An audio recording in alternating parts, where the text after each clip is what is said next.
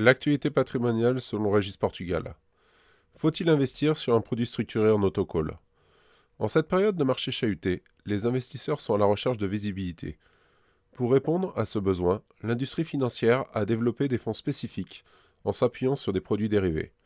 On les appelle des produits structurés, prenant des formes diverses et variées, que ce soit BNTM, CLN, EMTN, et reposant sur des mécanismes obligataires. C'est le cas des fonds autocall qui promettent souvent de très belles performances aux investisseurs à une certaine échéance. Qu'est-ce qu'un produit structuré autocall? Votre conseiller financier vous a peut-être proposé un fonds au nom exotique qui pouvait vous faire bénéficier d'une belle rentabilité annuelle, en général supérieure à 4%, même dans le cas de marché stagnant. Vous étiez face à un produit structuré de type autocall qui a pour but de dynamiser votre épargne. Toute la question est de savoir si cette performance est bien réelle ou juste un artefact marketing de la part des établissements bancaires. Un mécanisme similaire à un produit obligataire. Le fonctionnement général d'un autocall se rapproche fortement de celui d'une obligation. Pour rappel, en échange d'un dépôt de capital égal à son nominal, une obligation a pour but de dégager une performance annuelle sous forme de coupons aux investisseurs et de restituer le capital à terme. Le risque encouru par l'investisseur est un risque de défaut obligataire. Pour autant, il existe quelques variantes propres aux produits structurés autocall qui sont essentielles à connaître avant d'y investir. Les grandes caractéristiques d'un autocall. Si l'on doit résumer un fonds autocall à sa plus simple expression, on y retrouve à minima un prix d'émission, une performance fixe périodique, une durée maximale d'émission, un indice ou panier de référence, une date de démarrage de produit, une période de constatation, un niveau de protection du capital. On parle communément de barrière de protection. Ces caractéristiques se retrouvent en partie dans la brochure commerciale du fonds. Mais surtout, elles sont reprises en intégralité dans sa notice, aussi appelée term sheet. Ce document remplace le prospectus que l'on retrouve sur un fonds d'investissement plus traditionnel. Mais je dois vous accorder que ce type de document est d'une lecture difficile pour un non-professionnel de la finance. Les conditions de remboursement du capital et de sortie de l'autocall.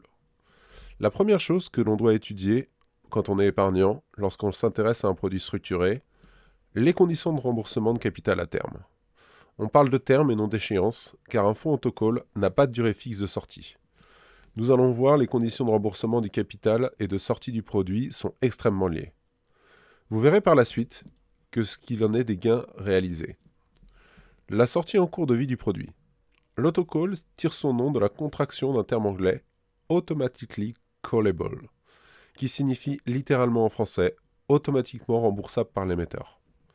Le remboursement dépend de conditions de marché définies au moment de la création du produit et donc de 4 paramètres. L'indice ou panier de référence, le montant de la référence au jour du lancement du produit ou valeur de strike, la période de constatation, la durée maximum du fonds. Pour être automatiquement remboursé par l'émetteur, le fonds doit réunir les conditions de rappel par anticipation définies dans la notice. Ces conditions sont les suivantes. L'émetteur ne doit pas avoir fait défaut. La valeur de l'indice ou du panier de référence au terme d'une période de constatation doit être supérieure ou égale à la valeur de référence à la date du strike. En cas de remboursement anticipé, le gestionnaire de fonds mettra fin au produit. Alors, il procédera au remboursement de la valeur nominale investie sur le fonds avec le gain prévu contractuellement. La sortie à échéance. Si jamais l'autocall n'a jamais rempli les conditions de sortie à une des échéances intermédiaires, le fonds ira jusqu'à son terme. Dans ce cas, 3 cas de figure sont possibles. L'indice de référence est au-dessus de sa valeur initiale, l'indice de référence est dans la zone de protection, l'indice de référence est en dessous de la barrière de protection. En fonction de ces cas et de la constatation annuelle, votre produit pourra aller jusqu'à son terme ou être remboursé par anticipation. Je vous laisserai regarder sur notre site internet www.regisportugal.net dans l'article Autocall quels sont les différents graphiques et en tout cas conditions de sortie, bien détaillées et beaucoup plus parlantes que de simples paroles. Mais nous allons continuer pour détailler notamment tout ce qui est barrière de protection et tout ce qui est caractéristique principale de l'autocall. Car toutes les barrières de protection ne se ressemblent pas. Lorsque l'on parle de barrières de protection, il existe 2 types de barrières, les barrières européennes et les barrières américaines. Si on ne vous précise rien, vous êtes devant la typologie la plus protectrice, la barrière européenne. Chaque échéance, on compare les valeurs de l'indice sans se préoccuper de ce qui s'est passé avant.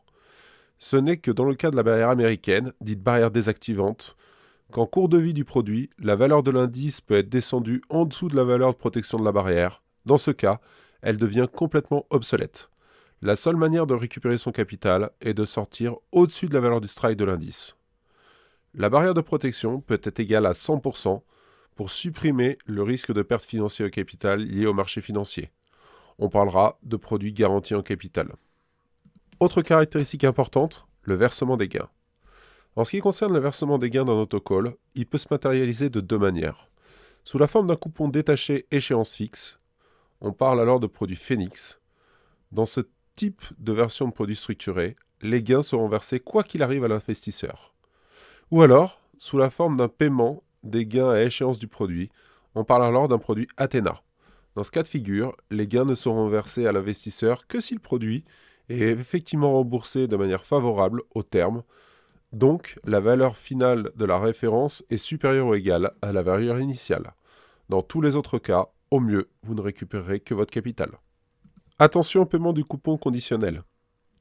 L'émetteur du produit a la possibilité de rendre conditionnel le paiement d'un coupon. Dans ce cas de figure, à chacune des échéances, il faudra vérifier si la condition est bien remplie pour savoir si le coupon est réellement acquis à l'épargnant pendant la période. Un fonds à deux vitesses. Nous avons évoqué ce qui se passe aux dates de constatation prévues par le fonds. Mais cela ne reste que des photographies à un jour donné. Le reste du temps, le produit a une vie comme n'importe quel fonds. Un autocall dispose d'une valeur de rachat qui fluctue au gré des variations des prix des options de composants. Cette valorisation sera proportionnelle à la valeur de l'indice de référence. Attention tout de même, car il peut y avoir des effets de levier amplificateurs en fonction des options et indices choisis par l'émetteur. En cours de vie du produit, l'investisseur sera soumis alors au risque de volatilité. Pour dissuader les sorties en cours de vie du produit, il n'est pas rare que la banque émettrice prévoie des frais de sortie si l'épargnant ne souhaite pas attendre son terme. Les précautions d'usage avant d'investir sur un produit structuré. Les produits structurés sont des produits jugés comme complexes par l'autorité des marchés financiers. Ils ne devraient donc être proposés qu'à des investisseurs avertis, auxquels on a fourni une information renforcée à travers la notice et un questionnaire d'adéquation à remplir. Pour autant, cela ne met pas foncièrement l'accent sur les points de vigilance à étudier. Premier point, la qualité de l'émetteur. Du fait que nous sommes sur un produit hybride action-obligation, la qualité de signature de l'émetteur est primordiale. Le nom de l'émetteur se trouve sur la notice d'information du produit. C'est lui sur lequel repose le premier risque supporté par l'investisseur d'un produit structuré, le risque de contrepartie. Pour l'anecdote, j'ai assisté à l'arrivée en 2008 sur le marché français de produits structurés par la banque Lehman Brothers. Extrêmement rémunérateur pour le client. Je vous laisse imaginer la suite. L'indice, ou le panier de référence, comme deuxième indicateur. Nous sommes sur une des clés de voûte du produit structuré, car cette référence va conditionner aussi bien le gain attendu par l'épargnant que la protection en capital. Les indices généralistes sont à privilégier comme valeur de référence pour plusieurs raisons. Ils prévoient le remplacement d'une valeur en fonction de baisse ou de faillite d'un titre, ce qui n'est pas le cas d'un panier de référence. Ils sont par nature diversifiés. Un des indices stars, je vous l'avoue, pour constituer ce type de produit, reste l'indice Eurostoxx 50. Mais alors, comment peut-on investir sur un autocall ? En fonction du produit, vous pouvez vous retrouver ce type de fonds sur plusieurs enveloppes de produits financiers, que ce soit assurance vie, compte titre, contrat de capitalisation ou PEA. Renseignez-vous au préalable auprès de votre intermédiaire financier habituel. Dans quel cas de figure est-il opportun d'investir dans un autocall ? Les autocalls sont des fonds réservés à une typologie d'investisseurs prêts à investir sur les marchés actions. Car avec ce type de produit, l'épargnant peut perdre la totalité de son capital investi.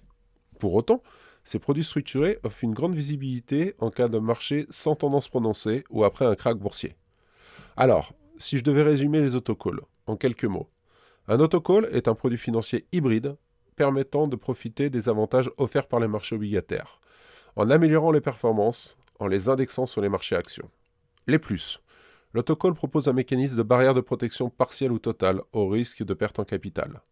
Les gains attendus par le produit sont connus à l'avance. Les inconvénients. L'investisseur peut subir une perte partielle ou totale en capital. La performance du produit est plafonnée en cas de très belle performance de l'indice sous-jacent. La durée réelle d'investissement n'est pas connue à l'avance. Les frais sont totalement opaques pour l'investisseur. Le revers de la médaille, faire supporter un double risque à l'investisseur. Même si le risque action est atténué par la mise en place d'un mécanisme de protection en capital, Vous devez garder à l'esprit que derrière toute performance se cache un risque dans la même proportion.